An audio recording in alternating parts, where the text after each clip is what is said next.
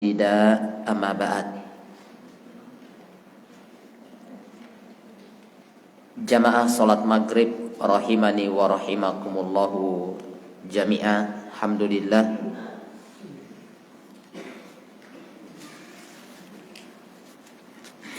kita kembali melanjutkan pembahasan kita yang berkaitan dengan tata cara penyelenggaraan jenazah, di mana kita akan memasuki bahagian yang terakhir daripada penyelenggaraan jenazah ini, yaitu bagaimana cara menguburkan jenazah yang diajarkan oleh Nabi kita Muhammad sallallahu alaihi wasallam. Dari kitab yang telah kita bacakan, yaitu kitab Asy-Syaikh Abdurrahman bin Nasir As-Sa'di, dari kitab Manhajus Salikin, dari Kitabul Janaiz. Kalau kita perhatikan dari uraian-uraian para ulama, ini sangat simpel dan singkat berkaitan dengan tata cara penguburan jenazah. Karena kalau kita lihat dari pembahasan-pembahasan mereka, dia membahas sesuai dengan hal-hal yang memang disunnahkan oleh Nabi sallallahu alaihi wasallam. Adapun kebanyakan yang kita lihat yang berjalan di tengah masyarakat, yang banyak ritual, banyak hal-hal yang dilakukan oleh mereka, ternyata kita cari tidak ada pembahasan yang dibahas oleh para ulama, apalagi dari hadits Nabi sallallahu alaihi wasallam. Asy-Syaikh Abdurrahman bin Nasir As-Sa'di di sini, beliau hanya menyinggung atau menyebutkan berkaitan dengan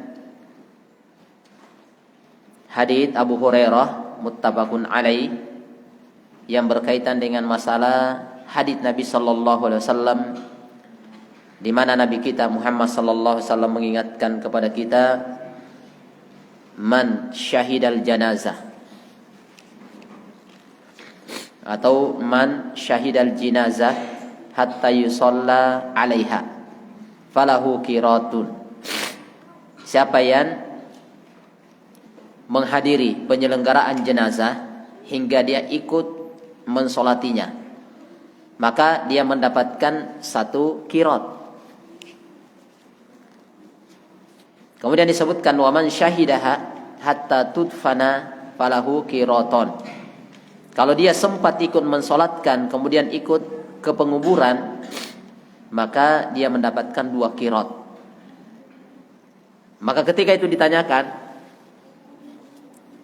1 qirat wa mal qiraton, tanyakan bagaimana ukuran besarnya 1 qirat itu atau 2 qirat, maka disebutkan mithlu jabalain al-azimain,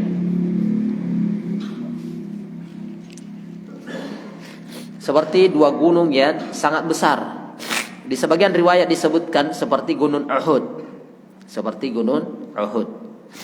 Artinya ini sangat besar, jamaah yang dimuliakan dan dirahmati oleh Allah Subhanahu wa taala, berkaitan dengan masalah keutamaan ikut mensolati kemudian ikut mengantarkan sampai selesai penguburan. Kalau salah satu di antaranya yang kita dapatkan,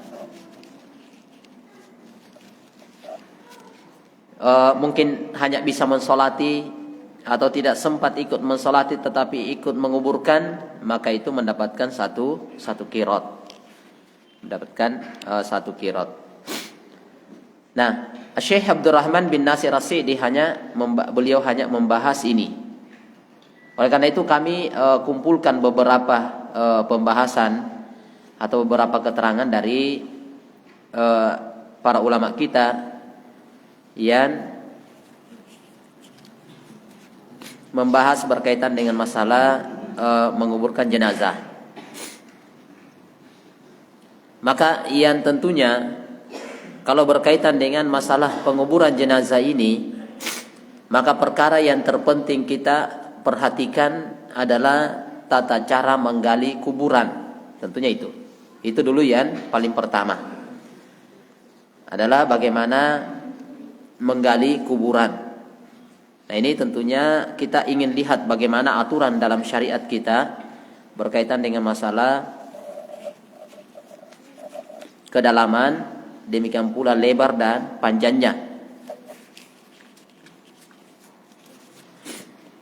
Maka jamaah yang dimuliakan dan dirahmati oleh Allah Subhanahu wa taala, dari rangkuman yang kita dapatkan dari para ulama kita,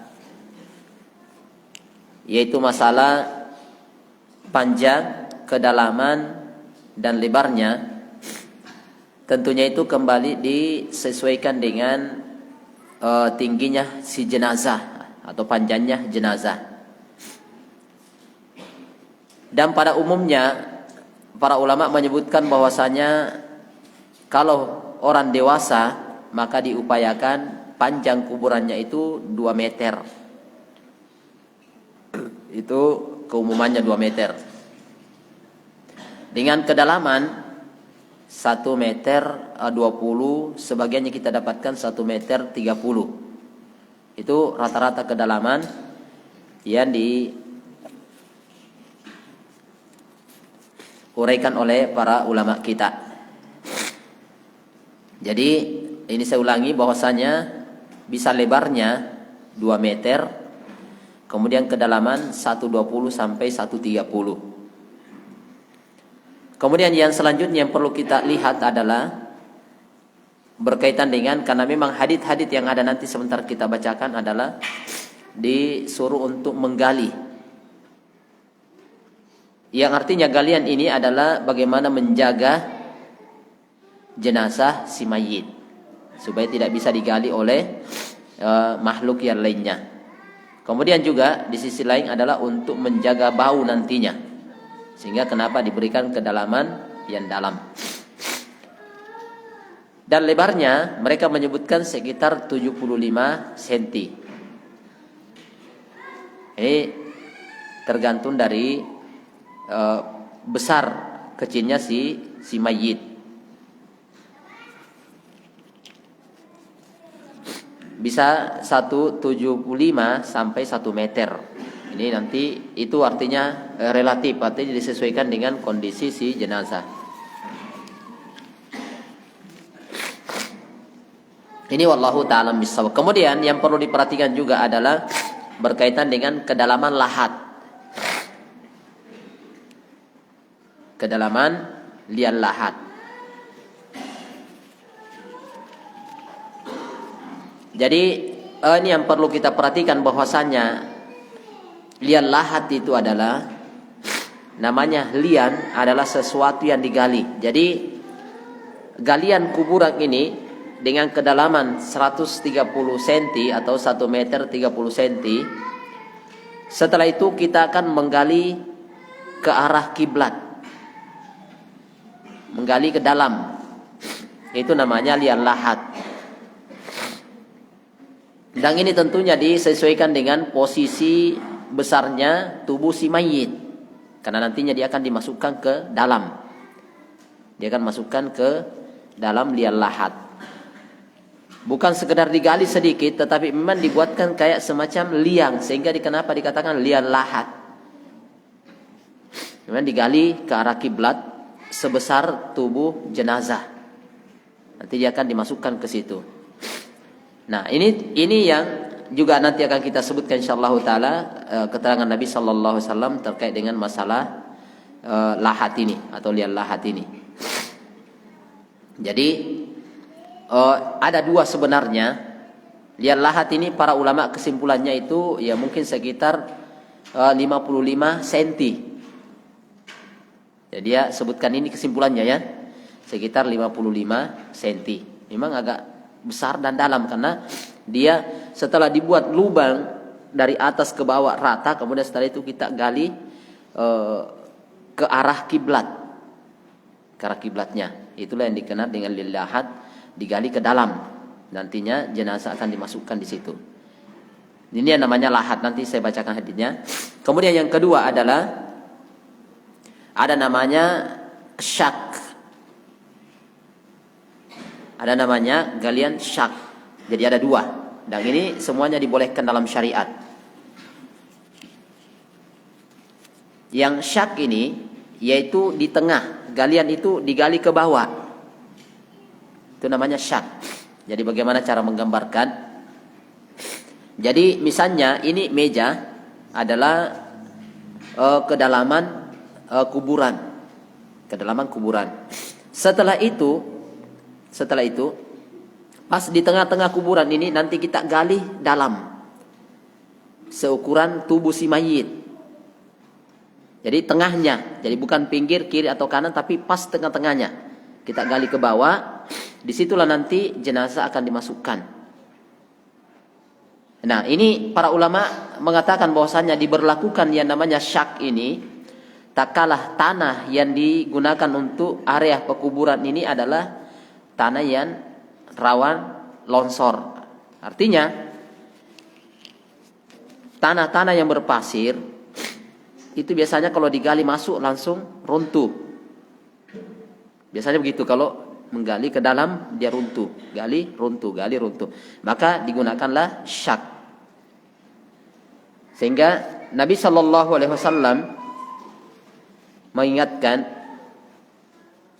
bahwasanya al-lahdu li,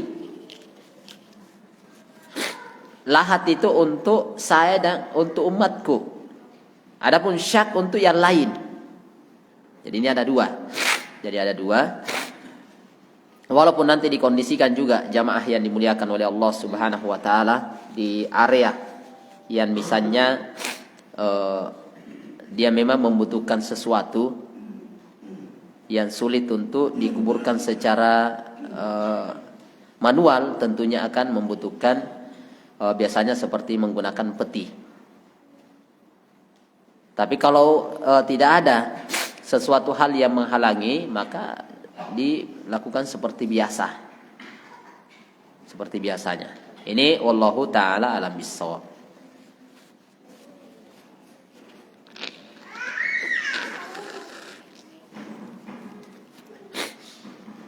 Jadi ini secara umum ya, jadi artinya galian yang kita gali ke dalam 130, setelah itu kita buat lahat sekitar 55 cm.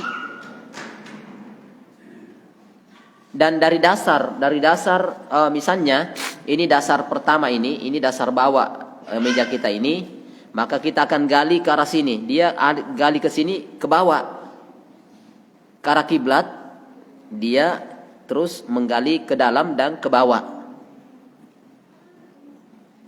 Di mana nantinya jenazah akan dimasukkan di situ, sehingga setelah digali ini nanti dari tempat yang tidak digali di sini, sinilah nanti akan dipasangkan apakah dari kayu ataukah dari yang lainnya yang akan nanti menutupi seperti ini dalam posisi begini. Nah, dan itu sama dengan jenazah ketika syak. Syak juga itu dalam, sehingga ratanya tanah misalnya begini, nanti digali akan begini, nanti jenazah masuk, berarti nanti tinggal tutup atasnya begini. Tinggal langsung tutup begini, karena dia syak tengahnya. Nah itu, wallahu taala alam bissawab. Ya, itu yang beberapa keterangan kita dapatkan. Sempat saya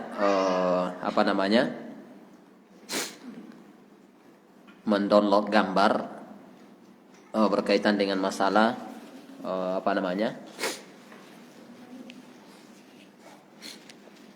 gambar penguburan atau liar lahat, tetapi ini kurang ini ya, nanti antum mungkin bisa dilihat begini modelnya. Ini adalah bagian lahatnya masuk, yaitulah jenazah di dalam. Yaitu jenazahnya di dalam. Jadi memang ini setelah digali ke dalam nanti ditaruh batu. Ini semua antum bisa lihat secara umum. Nah itu, jadi nanti dia di dalam ini ke arah kiblat. Jadi posisi begini. Dia arah sini, dimasukkan ke arah baru ditutup. Jadi dia arah ke kiblat, digalikan ke situ. Ini jamaah yang dimuliakan dan dirahmati oleh Allah Subhanahu wa taala.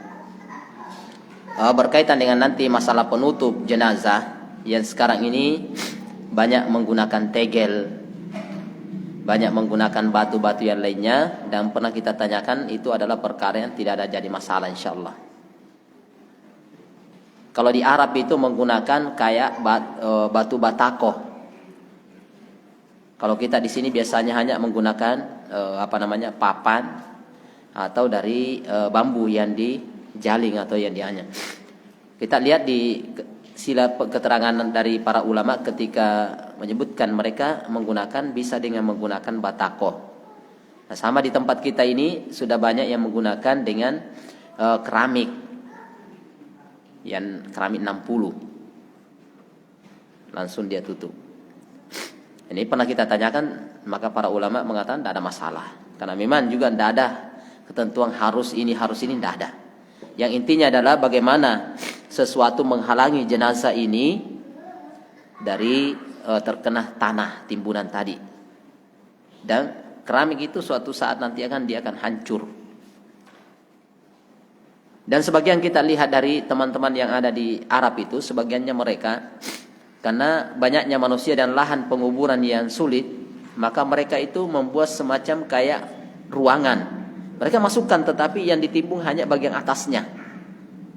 Jadi suatu saat tinggal 5 tahun kemudian jenazah sudah hancur, maka itu bisa lagi dikuburkan orang lain di situ, di kuburan itu.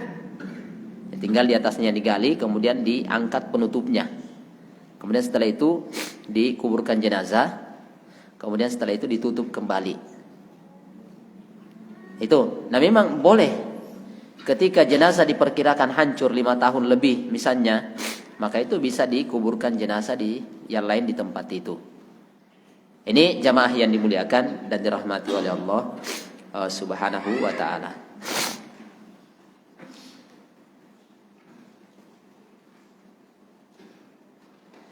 Jadi kalau kita ingin lihat sebenarnya posisi jenazah itu begini di dalam. Ini yang kelihatan putih-putih yang bergaris-garis itu contoh gambar jenazah yang dimasukkan ke lahat. Yang ini nih, itu bisa lihat secara singkat. Nah, itu jenazah dimasukkan memang ke dalam. Jadi bukan sekedar lahatnya sedikit sekali, kemudian segala hanya dimiringkan. Biasanya itu ada seperti itu. Digali sedikit, yang penting ada, baru jenazahnya dimiringkan saja. Padahal tidak, memang dia dimasukkan ke dalam. Sehingga tanah yang dari atas ini tinggal ditutup sedikit begini, karena jenazahnya di dalam. Misalnya liannya ini ke dalam dari atas ini jenazahnya, maka tanah yang dari atas itu begini. Jadi ini ke dalam memang masuk ke dalam lihat lahatnya. Sama ketika syak ketika lubang tengah yang kita buat, maka jenazah ini ketika kita turunkan tinggal diratakan penutupnya di atasnya begini. Antara pinggir kiri kanannya ini tinggal tutupkan ini, dia tidak terkena, jenazahnya tidak kena papan atau keramik atau yang lainnya di atasnya, tidak, karena dia dimasukkan ke dalam, sehingga namanya lahat. Jadi memang dimasukkan dia. Itu wallahu taala alam bissawab. Itu yang kita dapatkan dari beberapa uraian para ulama rahimahullahu taala.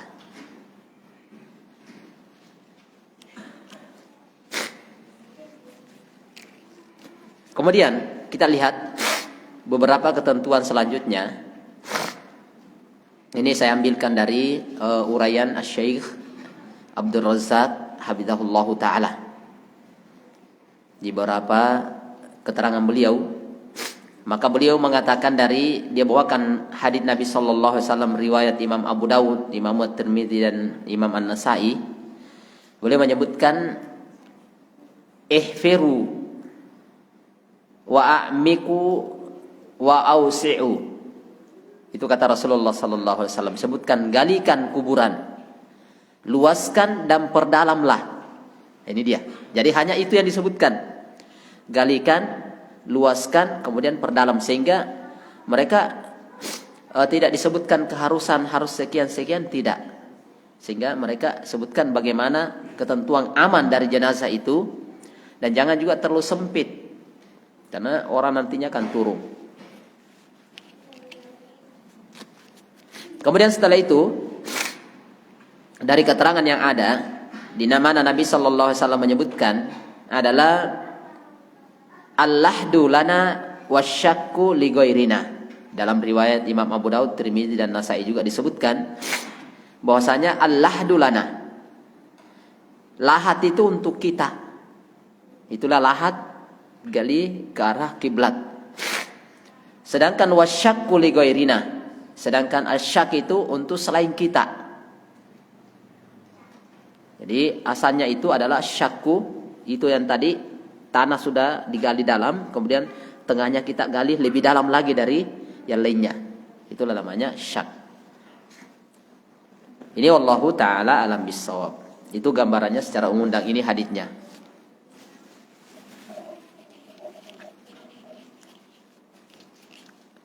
Kemudian selanjutnya yang perlu mungkin kita ingatkan di sini, setelah kuburan tergali, dalam pertemuan awal telah kita ingatkan, menggalikan kuburan si jenazah tentunya sama dengan kita menyiapkan rumah bagi saudara kita, tempat tinggal untuk saudara kita, maka Allah pun akan menyiapkan tempat tinggal bagi orang tersebut.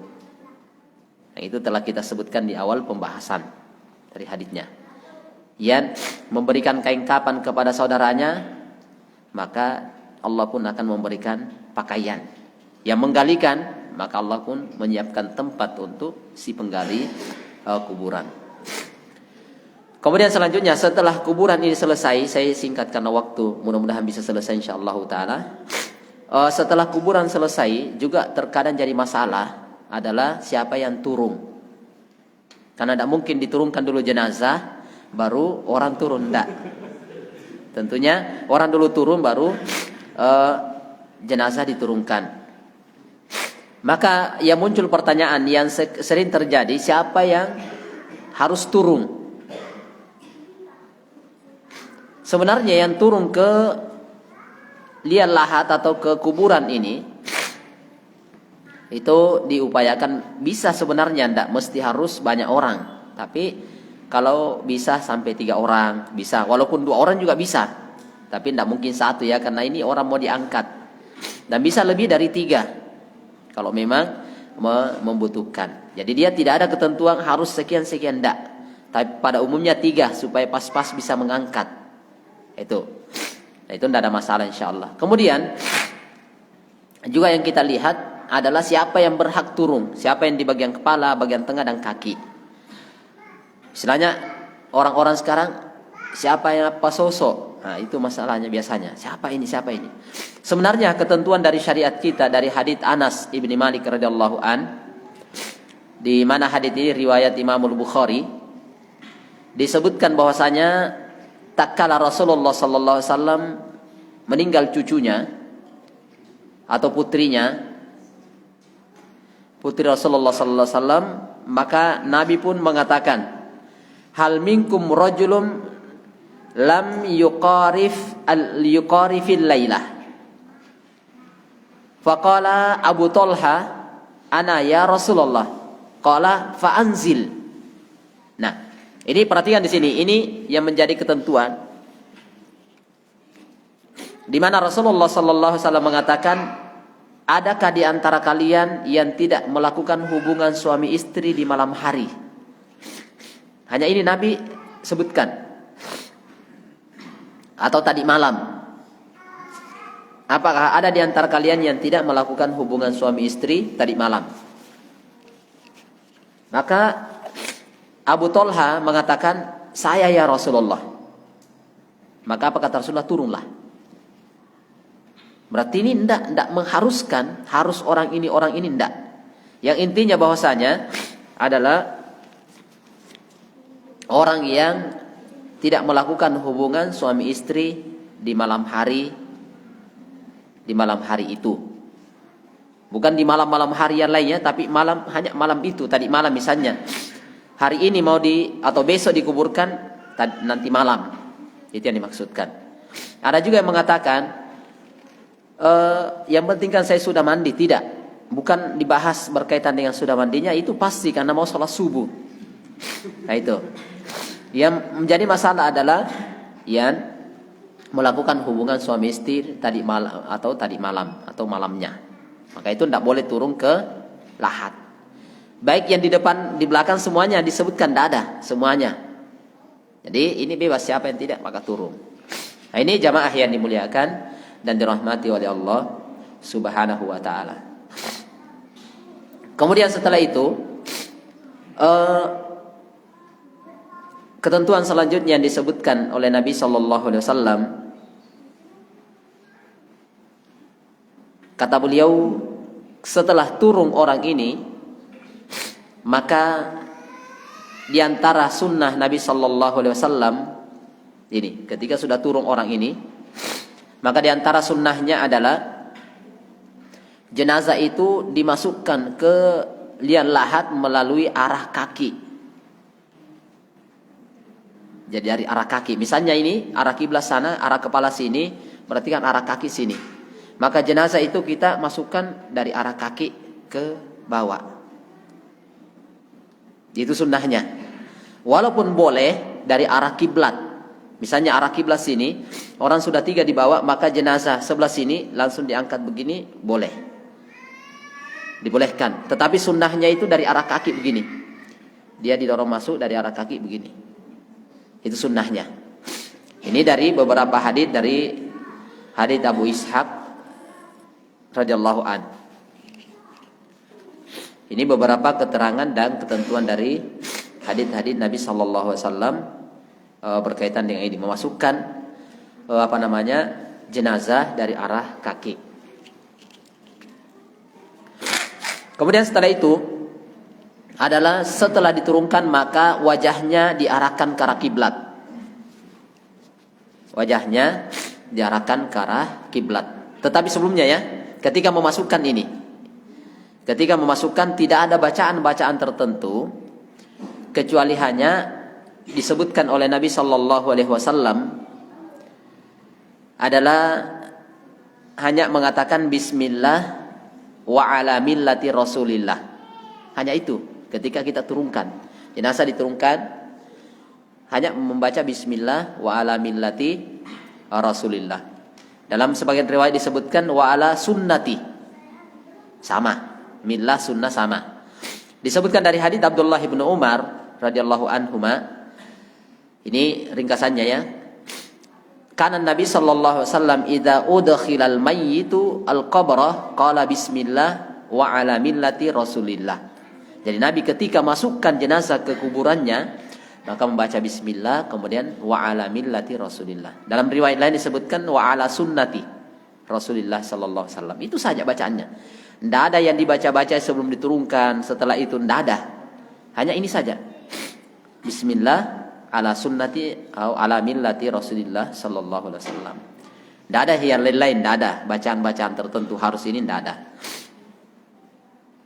Ini wallahu taala alam bissawab. Kemudian setelah itu, ini riwayat yang ada setelah jenazah diturunkan dalam riwayat Imam Abu Dawud, di mana diterangkan dalam hadis mengarahkan wajah jenazah ke arah kiblat. Sehingga kenapa kita inginkan sebelumnya ketika jenazah di talinya itu diupayakan diikat di sebelah kiri, simpulnya di sebelah kiri semuanya. Karena biasanya disunnahkan dibuka talinya. Setelah dikuburkan dibuka talinya dan tidak perlu ditarik keluar. Yang penting terbuka ikatannya sudah. Miringkan ke arah kiblat. Dan wajahnya menghadap ke arah kiblat. Disebutkan wastihlalul baitil haram kiblatikum ahya'an wa amwata. Nih. Jadi tanah haram yaitu Ka'bah, Mekah itu merupakan kiblat baik kalian masih hidup maupun sudah meninggal. Inilah dia kenapa dimiringkan ke arah kiblat. Karena memang itulah keterangan dari Nabi kita Muhammad sallallahu alaihi wasallam.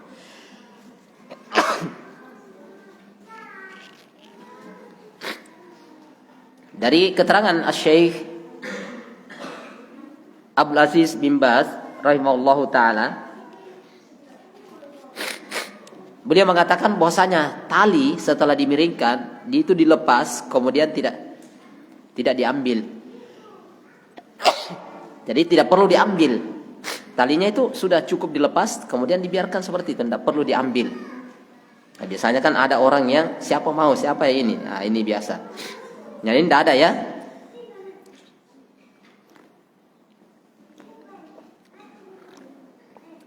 Kata beliau, setelah dilepas dibiarkan seperti itu. Setelah itu kemudian si jenazah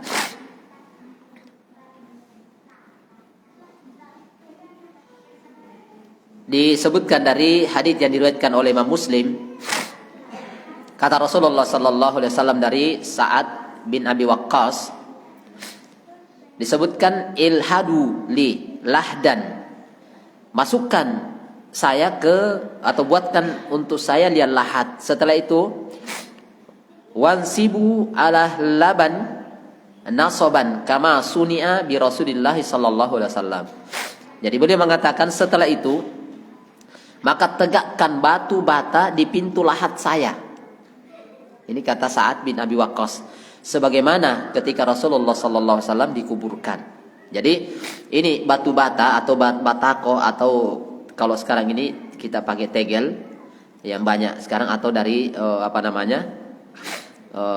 bambu ataupun dari papang. Maka setelah itu dimasukkan ke lahat, maka tutup dia dengan ini, tutup. Nah, setelah ditutup ini, maka disebutkan dari hadits riwayat Imam Ahmad dari Aisyah radhiyallahu anha, disebutkan ma alimna bidafni Rasulillah sallallahu alaihi wasallam hatta sami'na sauta al-masahi.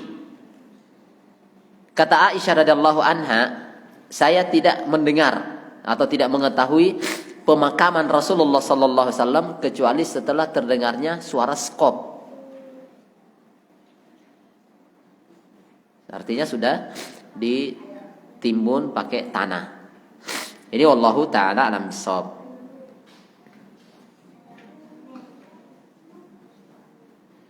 Ini ketentuan atau keterangan yang kita dapatkan dari ketentuan atau keterangan dari Nabi sallallahu alaihi wasallam. Bahkan ada riwayat yang menyebutkan ketika jenazah mau dikuburkan yang dekat di situ, maka disunnahkan untuk menaburkan 3 genggam tanah ke kuburan ketika mau ditimbun. Jadi dia mengambil 3 genggam kemudian dia tuangkan masuk.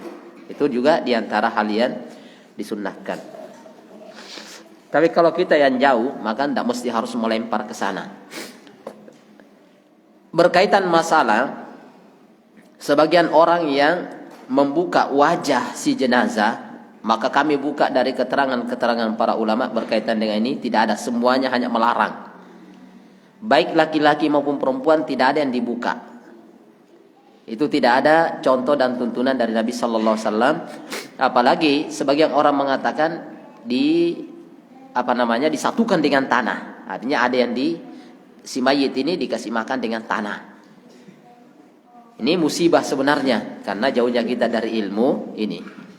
Yang ada memang pernah orang yang turun ke lian lahat ini pernah ada ketentuan, memang disebutkan dia meminta 3 genggam tanah hanya sebagai penahan, jangan sampai jenazah ini karena lahatnya agak kurang bagus, hanya dikhawatirkan dia balik, maka diganjal.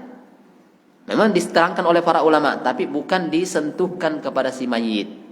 Hanya misalnya jenazahnya begini, setelah balik ini diganjal pakai tanah di sini, supaya dia tidak kembali begini. Nah, hanya itu. Tidak ada yang disentuhkan berkaitan dengan masalah harus ini, tidak ada. Ini jamaah yang dimuliakan dan dirahmati oleh Allah subhanahu wa ta'ala. Jadi selesai secara singkat seperti itu. Secara singkat seperti itu ketika menguburkan jenazah. Setelah ditutup, sudah. Kita tuangkan 3 genggam tanah, kemudian setelah itu ditimbun, sudah selesai.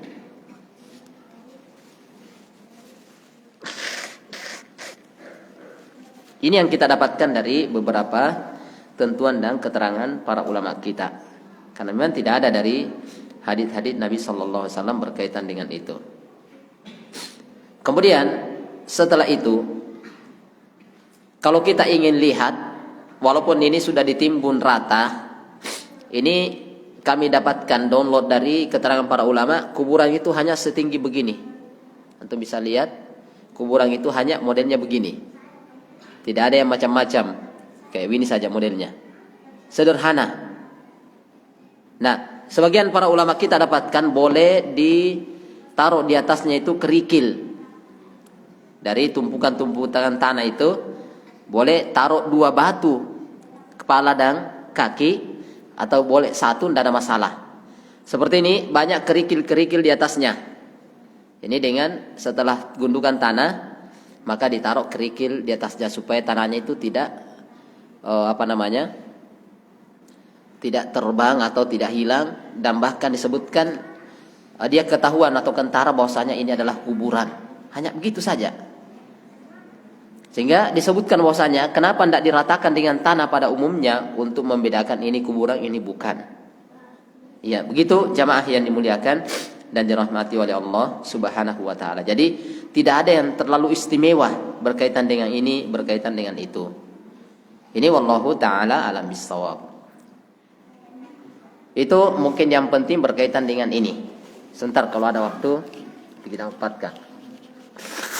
Kemudian setelah selesai penguburan jenazah, ini hal-hal apa saja yang disunnahkan setelah jenazah dikuburkan. Sudah seperti tadi ditimbun sampai 1 jengkal. Ini. Jadi tidak ada juga keterangan yang kita dapatkan dari para ulama berkaitan masalahnya ada batu, hanya letakkan batu, tidak ada nama, tidak ada ini, itu jelas. Tidak ada. Kemudian diantara sunnah pemakaman ini adalah meninggikan kuburan itu 1 jengkal dari permukaan tanah. 1 jengkal dari permukaan tanah. Ini disebutkan dari hadits Jabir radhiyallahu an. Jadi ini. Jadi disebutkan 1 jengkal dari hadits Jabir. Tuh. Dan dia diperhitungkan ya pas di atas lahat, bukan pas di atas galian. Jadi dia di atas lahatnya. Jadi memang biasanya misalnya kuburan galiannya di sini, lahatnya di sini, jadi agak di sini, bukan di sebelah sininya. Jadi jenazahnya memang batunya itu pas di arah lahatnya ke bawah. Kemudian di hadits Sufyan At-Tamar, beliau menyebutkan bahwasanya kuburan Rasulullah itu dibentuk seperti punuk onta. Jadi dia kayak memang gundukan naik, kayak punuk-punuk onta seperti itu. Kemudian yang ketiga diantara hal yang perlu diperhatikan adalah diberi tanda. Itu seperti yang ada adalah diberi tanda dengan memberi apakah batu di atas kepala dan kaki ini. Itu hanya sebagai tanda, tidak perlu harus dituliskan nama ini macam-macam, itu tidak ada seperti itu. Kemudian yang keempat, yang terakhir ini adalah berkaitan dengan ini, biasanya juga kita lupa ini. Setelah selesai proses ini semuanya, maka terakhir yang diingatkan oleh Nabi kita Muhammad sallallahu alaihi wasallam adalah berdiri di samping kuburan sambil mendoakan si mayit. Sambil mendoakan si mayit. Ini disebutkan dari hadits Utsman ibn Affan. Ini yang ada. Jadi setelah itu apa kata Rasulullah sallallahu alaihi wasallam? Setelah itu dia suruh arahkan menghadap ke arah kiblat kalau memungkinkan. Kemudian setelah itu Rasulullah mengatakan istaghfiru li akhikum. Mintakan ampunan kepada saudara kalian. Was'alu lahu at-tasbitah. Kemudian kamu mintakan dia at-tasbit. Kemantapan dalam menjawab pertanyaan. Fa innahul an yus'al, karena sekarang dia sudah ditanya.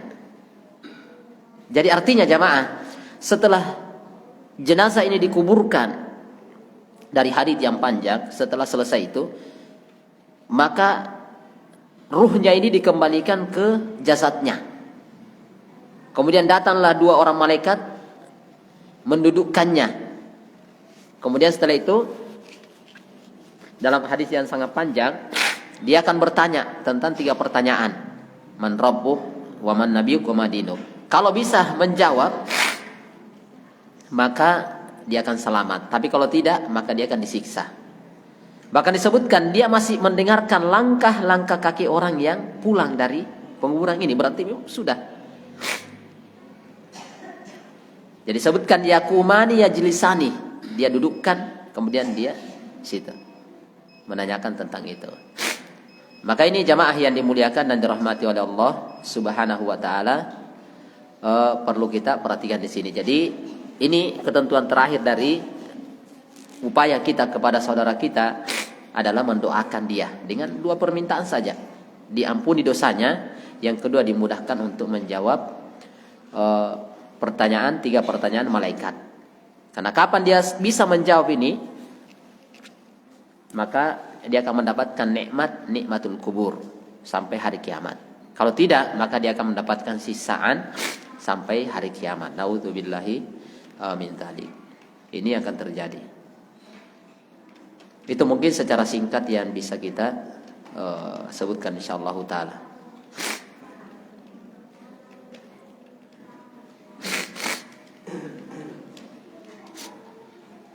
Ini masih banyak pembahasan para ulama, tapi secara singkat insyaallah taala itu mencukupi untuk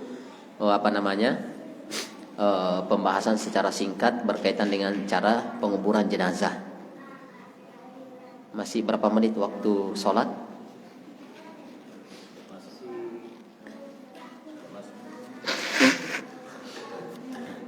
Nah, mungkin ada yang ingin tanya dulu, 2-3 pertanyaan baru kita tutup insyaallah taala.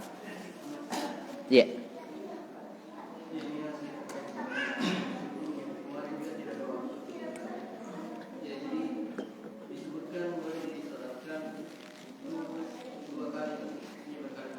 Iya. Di tempat yang berbeda. Bisa sebenarnya. Misalnya begini, jadi hanya yang kalau orang-orang paham ini sebenarnya bisa dalam syariat tidak ada ketentuan ini, hanya terkadang di masyarakat yang kadang muncul aneh karena mereka tidak paham. Sebenarnya kalau kita berpatokan dengan ketentuan syariat, maka jenazah ini boleh disolatkan bukan sekedar hanya misalnya di masjid ini. Ternyata masih ada satu rombongan dia tidak sempat, tapi belum sampai ke ini, maka bisa dia ditahan untuk disolatkan, karena semakin banyak yang solatkan semakin besar manfaatnya. Bahkan Rasulullah SAW sendiri ketika itu dia tidak sempat mensolatkan jenazah karena para sahabat ini menguburkan di malam hari, maka dia minta tunjukkan kuburannya. Maka Nabi ke kuburan solat jenazah. Dan ini juga bisa diterapkan seperti ini kalau terjadi seperti ini. Ini wallahu ta'ala bissawab. Apalagi kalau masih di satu tempat, maka tentunya ini boleh untuk mensolatkan beberapa kali di situ. Jadi ini juga yang butuh kita perhatikan ketika terjadi jenazah, kemudian mau mensolatkan banyak orang tempat sempit, maka boleh beberapa sesi. Kalau misalnya si wanita juga mau membuat 1 kali jamaah, maka juga bisa. Atau mau ikut berjamaah juga bisa. Maka ini insyaallah taala seperti itu, wallahu taala bissawab. Iya, ada yang lain? Fadhal. Iya.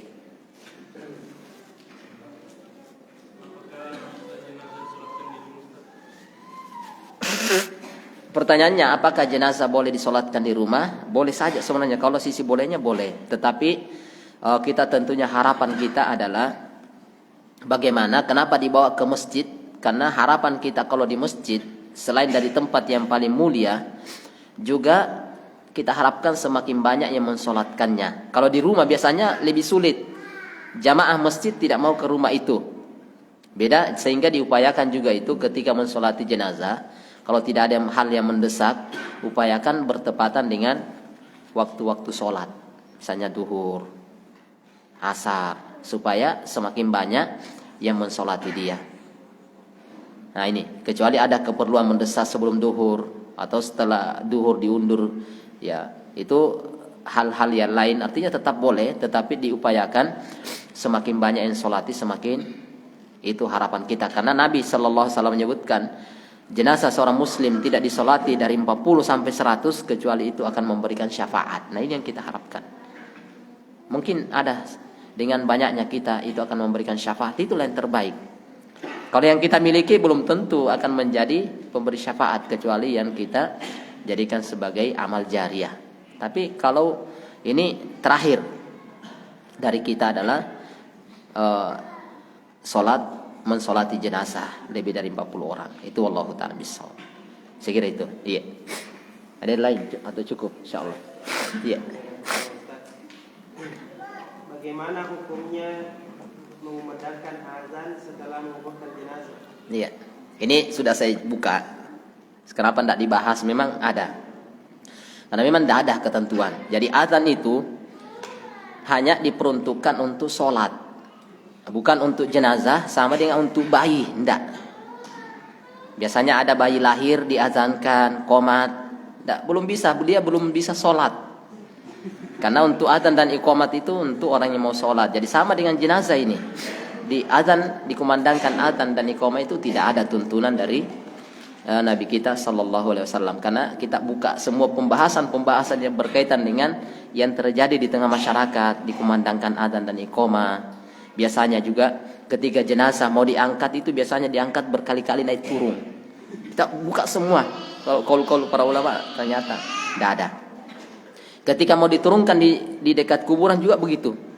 Ada kayak semacam ritual-ritual tertentu, jangan langsung diturunkan, langsung turun, enggak. Naik turun dulu sampai beberapa kali. Itu enggak ada.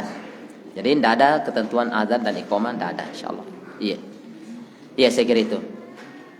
Ada lagi cukup insyaallah. Jadi itu ya. Tinggal ya terakhir. Nah, foto.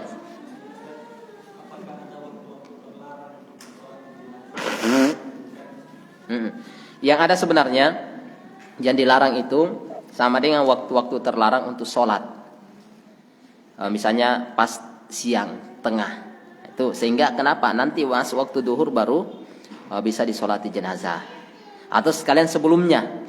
Demikian ketika menjelang untuk terbenamnya matahari. Itu juga enggak. Setelah terbenam baru malamnya enggak ada masalah. Nah, itu hal-hal yang perlu dilarang. Demikian pula setelah subuh menjelang terbitnya matahari sampai matahari terbit. Nah, itu waktu-waktu terlarang. Di situ juga dilarang untuk dikuburkan jenazah karena haditsnya itu satu. Nah, ini wallahu ta'ala bissawab. Jadi itu ya, waktu-waktu yang lainnya enggak. Jadi itu. Jadi sehingga ini yang biasa kita ingatkan, jangan diburu-buru, belum masuk waktu duhur, kemudian dipercepat adzan, kemudian sholat baru sholat jenazah. Nah, ini termasuk hal yang terlarang. Itu wallahu ta'ala bissawab. Jadi tugas kita ini tinggal terakhir adalah praktek. Insyaallah ya, secara umum teorinya seperti itu, nanti kita lebih jelas di prakteknya. Jadi baik dari kita akan praktek mungkin agak awal supaya beberapa ini bisa dilihat, mulai dari menyiapkan kain kapan, kemudian setelah itu memandikan, mengkapani, mensolati, kemudian menguburkan. Kalau ada yang siap dikuburkan juga bisa, insyaallah di belakang ada tempat. Insyaallah. Iya, jadi hanya saja mungkin ini pekan ini kita undur dulu. Iya, untuk pekan ini seharusnya rencana pekan hari Ahad pagi ini, tetapi qadarullah wa masyafa'al, ada kegiatan, ada syekh datang. Nah, ini juga kita tidak bisa sia-siakan waktu kebetulan ada acara. Jadi mungkin pekan depannya insyaallah. Jadi pekan depannya, mungkin setelah ini kita akan masuk pembahasan tentang takziah. Nah, ini juga kalau memang siap, tanggung resiko, saya akan baca. Karena takziah ini sebenarnya butuh diluruskan, dipahamkan bahwasanya takziah disyariatkan atau tidak. Tentunya itu butuh, hanya ada beberapa hal yang agak sensitif juga. Tapi kalau kita siap, bahas. Mudah-mudahan siap paham dan penerapannya nanti dilihat insyaallah taala. Karena ini penting juga. Takziah ini karena terkadang kita juga yang belajar mengatakan takziah tidak boleh. Benar tidak seperti itu? Nah, ini kita butuh bahas. Dan kita sudah siapkan pembahasan-pembahasan para ulama dalam masalah ini. Oh, ternyata takziah boleh. Hanya sebagian tata caranya yang begini yang tidak dibolehkan. Itu. Tuh, wallahu ta'ala bissawab. Jadi, tetap misalnya kita tidak praktek ini pekan ini atau hari Ahad ini, pekan depannya, tetapi insyaallah taala tetap jalan pekan depannya adalah kita masuk pembahasan tentang takziah. Itu. Takziah itu artinya bagaimana menghibur si keluarga jenazah. Ini saya kira itu wallahu ta'ala bissawab. Ini yang bisa kita sebutkan di waktu yang singkat ini. Wallahu ta'ala alam bissawab. Saya kira itu lebih dan kurangnya mohon maaf. Wallahu ta'ala bissawab. Subhanakallahumma rabbana wa bihamdik, asyhadu an la ilaha illa anta astaghfiruka wa atubu ilaik. Assalamualaikum warahmatullahi wabarakatuh.